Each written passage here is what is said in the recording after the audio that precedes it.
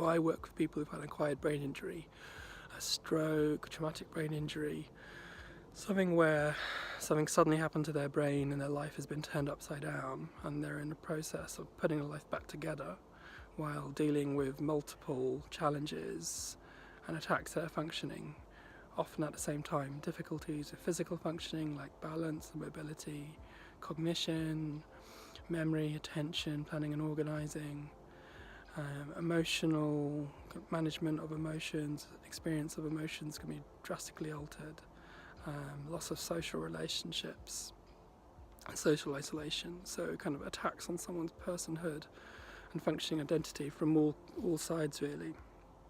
People often describe feeling kind of inherently fragmented or in pieces, hence the need to put themselves back together again, like shattered building blocks that have to be reconstructed.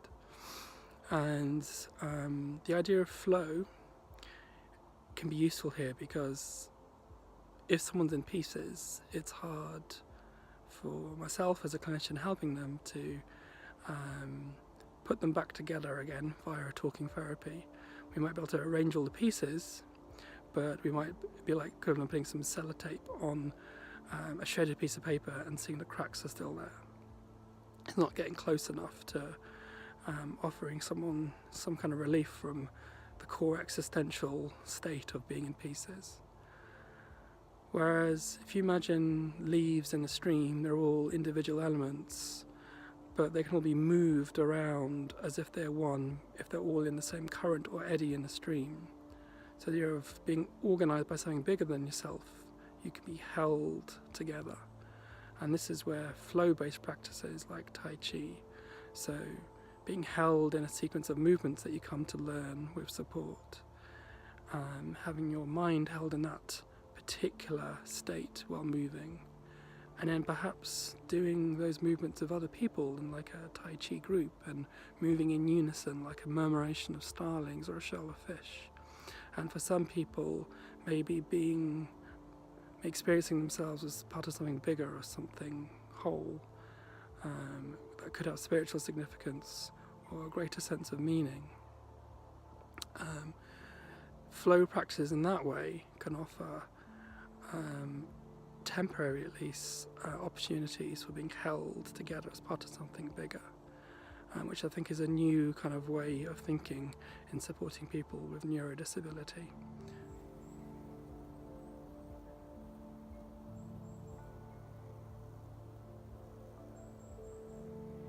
The key thing here, like with the snake qigong, is not to think about your arms and hands as the source of the movement, but your trunk.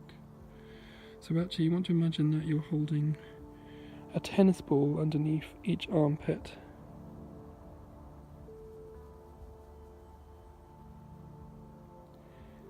And you're going to have enough of a gap between your arm and your torso so the tennis ball stays there.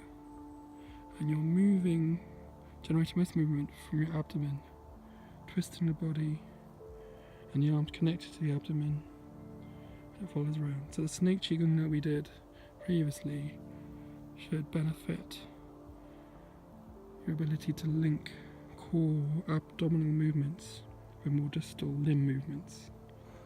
If you haven't seen that, do check this out as a kind of precursor to this.